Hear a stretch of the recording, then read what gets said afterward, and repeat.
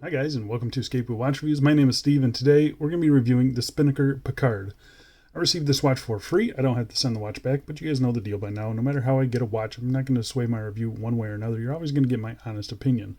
And if by the end of this review you want to pick one of these up, I'll be leaving a link down in the video description. That'll take you right to the Spinnaker website where you can pick out your color.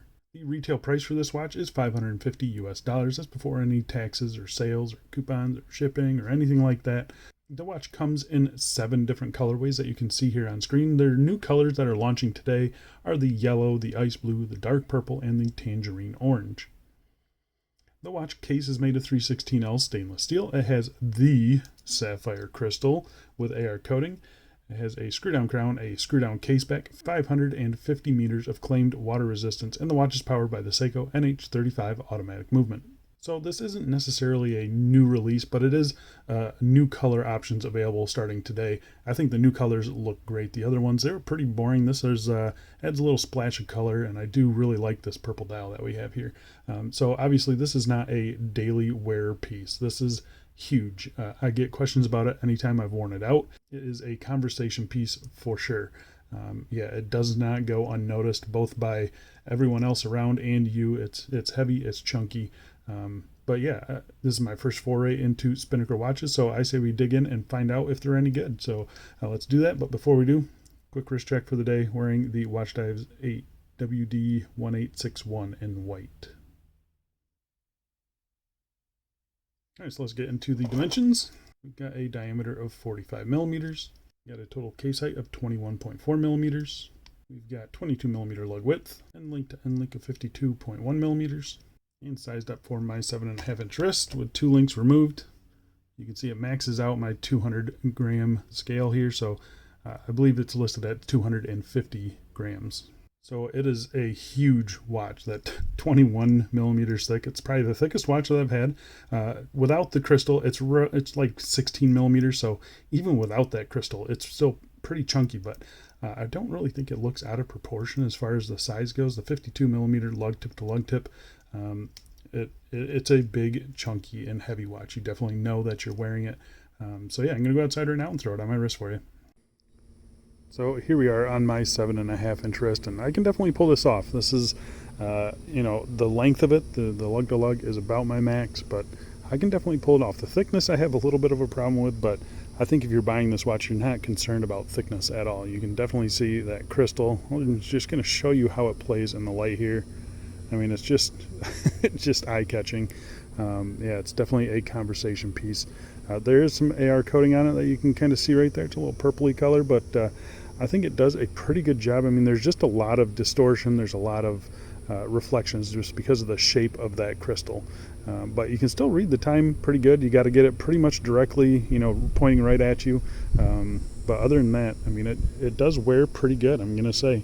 It's heavy, but it feels super solid, and it actually feels pretty balanced, surprisingly. Maybe it just a little bit top heavy when you're kind of wiggling it around like that, but for the most part, it actually feels pretty darn good. And you can see there, decent turn down to the lugs too, so it does hug the wrist pretty nicely. And yeah, I got to say, I'm pretty happy with the way it wears for being what it is. I mean, it's obviously huge, but it doesn't feel overly unwieldy. And here we are in some direct sunlight. There you can see it's actually pretty legible. Plenty of air coating, like I said. But yeah, I mean, that dial color looks awesome. I love the new colors that they're putting out here, and yeah, it's actually fairly legible for being such a crazy crystal on this thing. Yeah, all right, I'm going to throw it on a strap, I think, that I have that might work on this, but yeah, there's just not too many that I have that'll work on this. So yeah, let's go do that, and then we can get back to the review. And here we are on a black rubber strap that I just had laying around, 22 millimeters. I figured I'd throw it on there, and it actually does look pretty good. It's probably how I would wear it most of the time, I think. All right, let's go back inside. Let's get back to this review. I don't have any other straps that are going to look good on this thing, so this is it.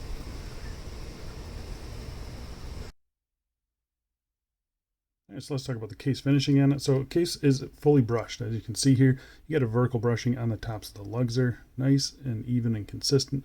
Horizontal brushing on the case sides there. You can see a helium escape valve. And then on the other side here, you have a giant, and I mean giant crown, 9.5 millimeter crown. And it is very nicely signed with the Spinnaker logo there.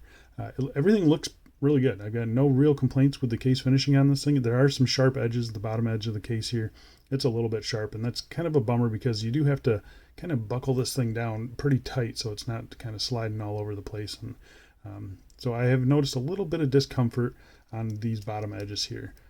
Yeah, I wish they would kind of just run a little file along that edge there, and it would kind of help a lot, I think. But the case finishing itself, I think, is done pretty nicely. So flipping it over to the case back here, we have a spec sheet around the outside, and then we got a really nice engraving here. This is of the Blythe Escape that they used to go down to the bottom of the Mariana Trench back in the 1960s, and that's where they took that Rolex with that really crazy bubble dome, where this one obviously gets its inspiration from. They took that one down with it, and so yeah, that's kind of the inspiration for this watch. So having it on the case back here, nicely done too, nice and smooth. There's no real sharp edges on the case back itself, just that bottom edge there. But it's a pretty cool case back in my opinion. I think it looks awesome. All right, so let's talk about the bezel on this thing. So the bezel insert is a ceramic bezel insert, black on this model. I think it looks pretty good. It's not filled in with paint or anything like that. The only real marking on it is this Lume triangle at the 12 o'clock position, which does align just perfectly. The bezel itself, fully stainless steel, plenty of grip on it as well. I've gotten no real complaints with it. I think it's really done nicely. It's 120 click unidirectional. It locks into place. There's absolutely no play in this thing.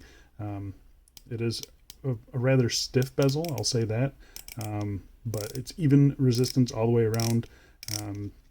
Pretty decent sounds, pretty decent clicks as well. It's not the best bezel that I've had, but it's definitely far from the worst. Yeah, I think if they just lightened it up just a little bit, it would be a little nicer. But yeah, really no major complaints with it. I think if they kind of chunked up the bezel sides a little bit, that would help. The grip on the bezel is fine, but having more grip with it being this tight would be a benefit for sure. But the bezel itself, it's fine. Like I said, it locks right into place. There's absolutely no play in it at all. It's just rock solid, just like the rest of the watch.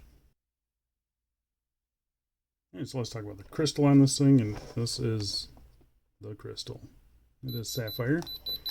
So, like I mentioned, this is a single dome sapphire crystal, and it is the most ridiculous dome I've ever seen. You can see there's tons and tons of distortion on it. It is a really nice crystal, though. I mean, it's super clear. You can see here, you know, obviously it's going to pick up reflections from every single angle just because it's such an extreme dome. But I think what they did with it, it looks really good. It's obviously an homage to that big Rolex bubble dome that they used on that watch that went down to the Mariana Trench. This one can't quite go down that far, I don't think, but yeah, this is definitely an interesting crystal. It's an eye-catching crystal. You really have to get the watch pretty much directly, like head on, to be able to read it. If it's off kilter just a little bit, it makes it a little difficult. So, but yeah, I think the crystal itself is awesome. All right, so let's talk about the dial on this thing, and I'm going to show you guys as best as I possibly can. Obviously, it's a little difficult with the crystal on this thing, but we're gonna do our best here. I'm going to start from the outside and work our way in. So on the outside, you have this kind of a circular brushed ring here. I believe that's actually part of the dial, just based on how it's integrating with the window around this black date wheel here. So you have your helium release valve text there, and then you do have 300 fathoms down here on the bottom. So that's pretty nicely done in my opinion. I don't think that's the rehout, but I'm not really sure. I can't see the rehout on this thing at all just because of that crystal distortion. But yeah, I think however they did it, I think it looks really good. Working our way into the dial here, you have a printed minute track with just simple dots around the outside. I think those look pretty nice. And then you have applied hour markers at all the hour markers except the 3 o'clock there. And that is kind of that applied Lume block. It's just a full block of Lume. There's no metal surround to it or anything like that. I think it looks really good. You guys can see there, just really getting up close, as close as I can possibly get, plus the magnification from the crystal there. So I just think they look good. I've always liked that style of Lume. And yeah, it looks nice here. The dial itself is just a matte purple. There's no fume effect to it. There's no sunburst or anything. I think it looks really good, and the color showing up here, just because of the light, is a little bit lighter than it is in person. It's a pretty dark purple, like they call it on the spec sheet. So yeah, really happy with the dial on it, though. It looks nice. You have your applied Spinnaker logo there at the 12 o'clock position. And then you have your red depth rating there, and then the automatic down at the bottom. The handset that they use is nice and big and bold. You can see the lume in the hands there. It's very green. I think that's just an actual glow from the lume itself. I don't think the lume color is that.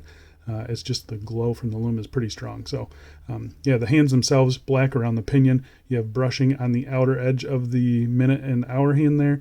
Really nicely done. They're nice and big and bold and legible. You have a red kind of bottom half or top half to the second hand sweeping around there. So I do think the handset that they use could be a little bit longer. It doesn't look horrible, but they could definitely stretch that out right to the minute track. But it's really not that bad in my opinion.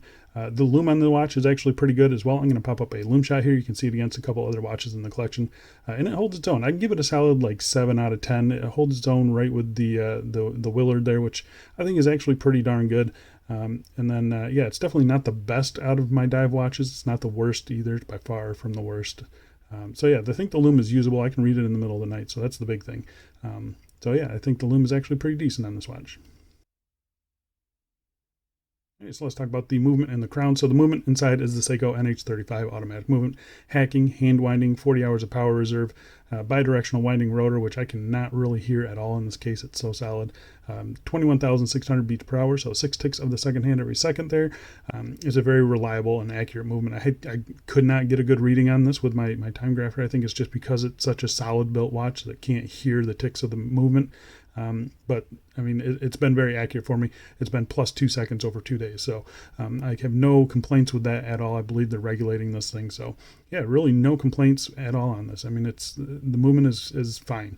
The crown on this thing, like I mentioned earlier, it's a huge crown, 9.4 millimeters, really nicely signed there, big and grippy and chunky. This is the best NH35 feeling crown that I've ever felt.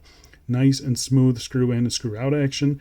Nice pop out from the NH35. The first position is your hand winding, which is super smooth, just buttery smooth. Second position changes your date. Everything aligns nicely in there. It's a nice date window. No issues with that at all. Third position, you pull it out and hacks the movement, and this is where you set your time. And again, everything is just done nice and smooth. Yeah, no issues at all. The crown there, it's got a little bit of wobble to it, but not really an issue when you're screwing it in or anything. Screw in action, again, super smooth. Yeah, I love manipulating the movement with this giant crown.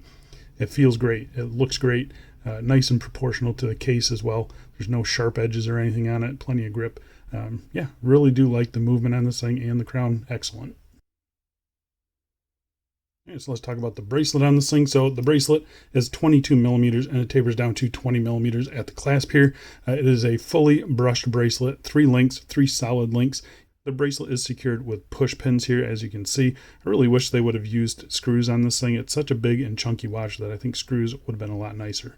The bracelet itself, it's fine. It's a little bit sharp on this bottom edge, sharper than I'd like for a watch like this. I have to tighten it down, wear these things pretty tight, so I have noticed marks on my wrist because of this edge here. So yeah, I wish they would just round that off just a little bit. It would make it a lot more comfortable in my opinion. You do have female pivot end links, but as you can see here, they don't really, I'm not really sure where it's catching, but it's definitely catching somewhere. It might be pinching on these outer links here, or I guess the inside of the lugs there. So yeah, kind of an interesting thing. It doesn't really affect the way that it wears, but just something that you should know. It doesn't drop straight down. That's as far straight as it goes. The end links themselves, they follow the case curvature very nicely. They're big and chunky. They are solid end links there. You've got no major complaints with the end links. There's a little tiny gap here, but I can't really feel the end links wobbling back and forth at all. So not too big of a deal. I can kind of feel it here. Again, not too big of a deal. I think the tolerances on the bracelet are pretty tight as well. It's a decent bracelet. It's not the best bracelet, but it does a pretty good job. It's nice and big and chunky though, so it balances out the watch head, which is the big thing here. The clasp here, it does have the Spinnaker logo on the flip there. You got 2 button pushers here, fully milled on the inside. All the tolerances in here are nice and tight, so I've got no issues with this thing. It hasn't popped open or anything like that. I haven't had any problems closing it either. 3 levels of micro adjust, and it does have an actual diver's extension here. Let's see if I can get it open for you guys. So it does have a diver's extension there. Not the easiest thing to open. It's just a pressed diver's extension. I'd like to see something a little more robust. Even the outer clasp is just a pressed shell. So yeah, not overly impressed with the clasp on this thing. It's fine. It gets the job done. I think if you're a serious diver and you're going to want this, you might want to look into upgrading this clasp. So yeah, the bracelet, I think the bracelet itself, I think is fine. The finishing is nice. It matches the case and everything like that. A little bit sharp on this bottom edge. The clasp is a little bit disappointing, but yeah, I think overall it balances out the watch head pretty good, about as well as you can expect. But I think a chunkier clasp would have done a little bit nicer on a watch like this. So yeah, just something for them to consider in the future. But yeah, the bracelet itself, it's fine. Yeah, it's just nothing really blew me away about it.